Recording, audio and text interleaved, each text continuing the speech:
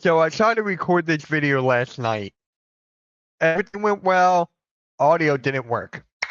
So I'm back here again reacting to this. Make sure you hit the like, subscribe. Shout out to the Just Basketball Show. Shout out to my guy Teach Got Game for sending me this video.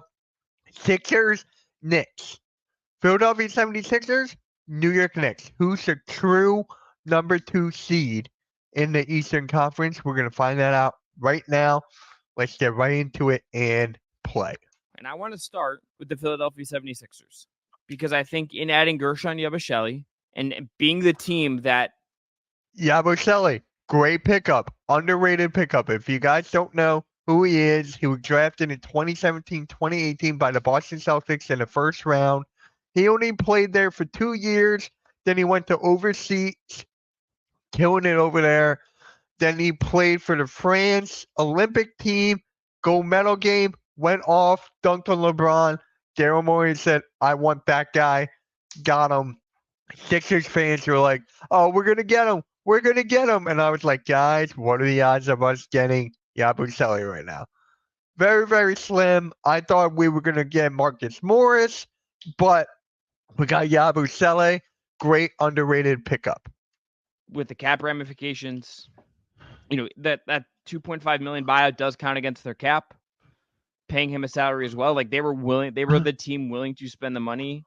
Is he an all-star? No, but that is a good NBA player. That is a solid NBA player who I think can be a good 4 for them coming off the bench, playing between Paul George and Joel Embiid. I really, really like that fit. And if you look at their 8, Embiid, Maxey, Paul George, Caleb Martin's there. Yep. You have Yabusele. Yep. Kelly Oubre. You have Kelly Oubre. You have Kyle Lowry. You have Andre Drummond. You add Eric. Kyle Lowry, don't even get me started. That's the one guy I did not want here, but sadly, well, not sadly, people are, in my opinion, I didn't want him here. End of story about that. What about Ricky Council? I don't think he said Ricky Council, did he? Eric Gordon. That's like 10 guys that I like, Wes. And I think this team, KJ Martin on a flyer perhaps still. You still have like room maybe for a trade down the line at some point. I wouldn't put it past it or more, but this team just excuse me. I think we are going to get a trade come trade deadline. I think we're going to trade KJ Martin, another player, or maybe Robert Covington if he's still on this team. I don't know. And second round, and not just a second round, a draft pick for Dorian Finney-Smith of the Brooklyn Nets. That's what I think is going to happen come trade deadline. Just has a really good rotation at a level that, like, this is a championship level core to me now. This is a championship level rotation to me now. No doubt about it, right? I mean, they're the winners of the offseason. We could talk. I think NBA nerds love to make like the Thunder the winners of the offseason because they added Isaiah Hartenstein, who's awesome. They added Alex Caruso, who's awesome. But the Sixers added Paul George, and that matters more than any Alex Caruso or any Isaiah Hartenstein that you can add, right? Isaiah Hartenstein is a very, very good pickup for the Oklahoma City Thunder after the year he had in New York when Mitchell Robinson went down. Alex Caruso, one of the best perimeter defenders in this league today, to add to already stacked defensive team in the Oklahoma City Thunder. They were the best team in the West. They got even better. So I like the offseason that they had. I really do. They set out with a goal to use their cap space on a max player, and they did that. And then they did that, and they stole a key rotation piece from a rival in Caleb Martin. They added a guy like Eric Gordon. They bring Caleb Martin was a huge. Oh my God! Wait a minute. Hold on a sec. Nerds love to make like the Thunder the winners of the offseason because they added Isaiah Hartenstein, who's awesome. They added Alex Caruso. Oh, I thought I saw something. My bad. But the Sixers added Paul George, and that matters more than any Alex Caruso or any Isaiah Hartenstein that you can add, right? My bad. I thought I saw something. Oh wait, there it is. Got it. I knew I saw something. Hey, you thinking for gold there, buddy? What are you? Searching for buried treasure? Oh God. Added a guy like Eric Gordon. They bring back Kyle Lowry. This team is deep. They've got guys on value contracts, and Did you just smell his finger? He just smelled his finger, didn't he? Ick. they have a guy who can potentially win MVP again in Joel Embiid. So let's frame what we're trying to do here. Basically, we've already set the Celtics and the Thunder aside, right? Those are the teams with the I guess we can call them the Sorry, deepest guys, teams we in the had an NBA, ad. the I had best to top cut. 5, best top 8, the deepest, best rotations in the league. They fit well together, etc. Which one of these other teams that we're about to talk about can kind of get to that same level? Maybe by the end of the season, we're talking about them at the same level as the Celtics or the Thunder in terms of depth and quality rotation players. So I think the 76ers are very much there. If we're talking about just the teams in the East, I would have them as the second best rotation in the East. I would have them as my second deepest team in the East. I think Yep. the Knicks would be the other team that you could put here. To me, what it comes down to is we could talk about the Yabuselis and all this kind of stuff all we want. Do we value the top kind of 4 part of this top 8 rotation more than we value that next kind of tier of guys, that middle group of the rotation, the guys 4 through 8 in the rotation who play important roles in that rotation, but might not be at the end of the day as important as the guys at the top of each of these rotations. And I do tend to value the guys at the top of the rotation more than the guys in that 4 to 8 range, although those guys are important. But because I value those guys more, I would have Philadelphia over the Knicks. I think every Knicks fan is going to sit here and say, we're the deepest team in the East. We're maybe outside of Boston. We're deeper. Look at what we got. We got the star power. I've said this so many times. We got the star power. We got the star power. I feel like the Knicks are better built from top to bottom. We got Mikal Bridges. We're bringing back OG Anunoby. Look at all these things we did. And I would still just say, yeah, but Philly added Paul George and you added Mikal Bridges, and Paul George is just better than Mikal Bridges, right? And Joel Embiid is just better than Jalen Brunson. I love Jalen Brunson, but Jalen Brunson's not winning an MVP anytime soon, as close as he got last year. I like Julius Randle. I like Tyrese Maxey more than I like Julius Randle, right? Philadelphia's best 3 is still better than the Knicks' best 3. And then it's okay. Well, can the guys sort of in the caboose kind of back them up a little bit more In a caboose. and close the gap between them and Philly and Sorry, between the I thought Knicks that and the was funny. Celtics, obviously. Yeah, I guess you can make an argument there, but I'd still take the Sixers roster over the Knicks roster. And in thinking about Philly West, like I think the thing that if I want to identify like a part of it, because I like it, and I do like it better than the Knicks as of right now. I think just because of the fit, and I think that's what I just love about what they're doing here, and I think that's part of the lesson here. It's like, okay, I think if I'm a GM of a team, well, like I might have preferences of what I want out of a star player, right? But the goal is ultimately get star talent in any shape and size and position through your door. Like that is your job, right? Mm-hmm. You can't be too picky unless you're like, I mean, the Knicks are maybe the team that has decided to be picky and it's worked, or the Lakers, but like most teams, the vast majority of teams in the NBA cannot be picky about how you get star talent in the door. You just have to do it. Philly, understanding that. You got to do it. You got to get star players on your roster. That's a given. But I feel like not a lot of people who don't watch basketball religiously, who don't study the game religiously, they don't really think about the end of rotation. They don't really think about the bench. Because look at what happened last year. Joel Embiid, whenever we went off the floor and Paul Reed came in. Paul Reed, the drop was significant. Then you added Andre Drummond, who can actually keep the Sixers afloat. He can keep them up there when Joel Embiid is unable to play. So, with that being said, the bench may be more important than the starting lineup if you look at it that way. But the starting lineup, in my opinion, is better than is more important. But each player has different roles off the bench as well. I didn't try to like recreate a Houston team that Morey built to in this situation and just like have Embiid work in that. They said, okay, how do they did that before? we build the best team for Joel? Sorry, guys, I had to cut it. Another ad.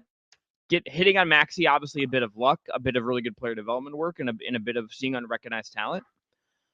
that is obviously a big part of that because you have this dynamic scoring guard to take some of the pressure off Joel to manufacture points for you play after play. When you go through the rest of the guys, Paul George is perfect for Max. He's also a star, could be an all-star this year. And everyone else on that roster is just like, okay, they can shoot, they can dribble a little bit. They're relative, they have good size for their position. It's just about, and then Yabusele, I look at him and it's like, okay, you have a guy who's going to play hard as shit, who's going to play the four for you, can body some. Yabusele is a better version of Paul Reed. Yabusele is a better version of Paul Reed. Of the fours can maybe go, I could see them trying to use him on centers at times, just and let Joel roam and play some help and clog up the paint that way. Everything to me, when you look at this, and this is the biggest thing I think. Will you stop picking your damn nose? Jesus. And clog up the paint that way. Everything to me, when you look at this, and this is the biggest thing I think I can say about this offseason. Will you stop? Like, seriously? Goddamn. Season for them in this rotation is that they understood what their stars are and said, how do we build for that? They didn't try to shoehorn in guys that didn't fit. And I think sometimes, Wes, we do see teams, not as much recently, I think, because the league has gotten smarter, but there was an era where good teams would get the veterans that were just named veterans and hope it'd work. Philly did the opposite of that, and they could I think that is the biggest credit I can say about what they're doing here. Well, they did a little bit of a mix of both things, right? They got the name veterans and a guy like Eric Gordon and Kyle Lowry, but all these guys have very valuable playoff experience, and they're not relying on them to necessarily even start, right? It's just like, hey, these are just guys that we want in our locker room. Pat Riley likes to call these kinds of guys shields and swords. It's like, we just need shields and swords, right? We just need weapons. And those guys are weapons. They're not, relied on every night starters. To your point earlier, you don't get to choose your superstars in the NBA. You don't, right?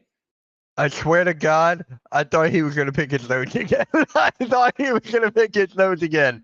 You end up with James Harden. If you're Daryl Morey in Houston, you get this swindle of a trade from Oklahoma City. You end up with James Harden. You realize what this guy can do in isolation, and you say, what can we do to double down on his talent?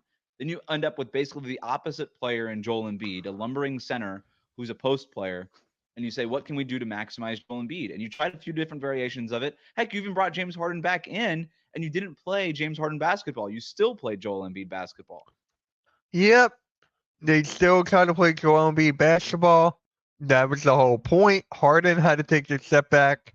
Did that work? No. Daryl Morey, did he realize that? No. It only worked. The only reason Harden left was because of the contract dispute and everything. So, oh my God, I thought he was going to pick his nose again. And this team has figured it out. It's taken a long time, but Maxey is a very good number 2 for Joel Embiid. Paul George makes a lot of sense in terms of forming this big three. And I do think they finally got the guys that make sense. Kelly Oubre had a great year for them last year. I think Caleb Martin makes a ton of sense for them. Kelly Oubre, he had a very, very good year last year. Very, very good year. Now, here's the debate. Is Kelly Oubre going to come off the bench or start? For me, I'm going to have him start, but we'll just have to wait and see. They have enough ball handling. They have enough versatility. I think the roster fits. I think you have the star at the very top who is that kind of guy who you can win a championship with in Joel Embiid. At least, when we're considering if you have one of the best 5 guys in the NBA, Joel Embiid still needs to prove it in the playoffs, obviously. But this is the roster to prove it with, isn't it? Like, this is it, man. Like, you are out of excuses if it doesn't work this year. I'm not trying to do a whole. If it doesn't work, oh my God, there's nothing else that the Sixers can do. Nothing else. Joel Embiid radio segment. Is he okay? Not nothing else, but you guys get my point. That's what it is. My question to you. Stop, guys! Oh my God! I'm so nervous that he's gonna pick his nose again. Oh my God! Try to take the Knicks side of this because I do think there's one other team I would bring up in the East, but a tier below these teams. But I just think it would be worth mentioning. I'll save that for a second. But if I was gonna, who the Bucks? I'm trying to think. So you got the Celtics, you got the Knicks, you got the Sixers. It's got to be the Bucks, right? Take the Knicks side of it. They're, I would argue, 4 through 7, 4 through 8 is, I think, superior to Philadelphia's 4 through 8. My only question is, do you agree? And if so, by how much, right? So I would take the Knicks top three. I would just say Jalen Brunson, Julius Randle, Mikal Bridges. That's their top three. I would put Anunoby as their fourth best player. Yep. Mitchell Robinson, Dante DiVincenzo, Josh Hart, and then you've got Miles McBride, Precious Achua. Take your pick for like their eighth guy there, but those are your 8 and 9. So you got Anunoby, Mitchell Robinson, DiVincenzo, Josh Hart, Deuce McBride. Versus Philadelphia's kind of 4 through 8. Kelly Oubre, Kellen Martin, Kyle Lowry, Eric Gordon, and Yabusele, that Andre Drummond kind of mix. You can't forget about Ricky Council. You can't forget about Ricky Council, bro. Again, don't know when he's going to get playing time, but you can't forget about Ricky Council. So, Mix there. What back half of the roster do you like more? the Knicks for me. The Knicks. By how much? Like leaps Not and by- bounds better? No. Sorry, I had to cut again. Another ad. Because I think I'm there. It's a good. I think it has to be leaps and bounds just because like you get out of Bridges, like DiVincenzo, Hart, They're awesome. like Anunoby. These guys are all like very well paid, but they're all like DiVincenzo. Like Cleveland would be like, can 2 firsts for Dante DiVincenzo? This like he was that good at stretches last year. Yeah. Hart is like the most like dogged, tough role player that you have in the league right now, and just can absorbed a ton of minutes last year and was fine. And I don't know if I would do that year over year, but like he's capable of that if you need to tap into that. Anunoby, when healthy, is just like revered as one of the best defenders in the league. And like if that's your fourth best guy, that's just Anunoby shut down Joel Embiid. A lot of people are forgetting that. OG Anunoby shut down Joel Embiid. that is just better than Kelly Oubre is your fourth best guy, or get Yabusele is your fourth best guy. Like that is like you have like fringe all-star kind of guys. Like even if we could look at Philly and say they have 3 all-stars this year, and then you look at the Knicks up and say like I probably think Brunson's the only one I would say I would feel great about being an all-star this year. You're getting every other year Julius Randle now. So Yeah, he could so be all. Wait, you look at the Knicks up and say like I probably think Brunson's the only one I would say I would feel great yep, I agree to that. about being an all-star You're this year. getting every other Oh my God, I'm so. Stop trying to pick your nose. Stop.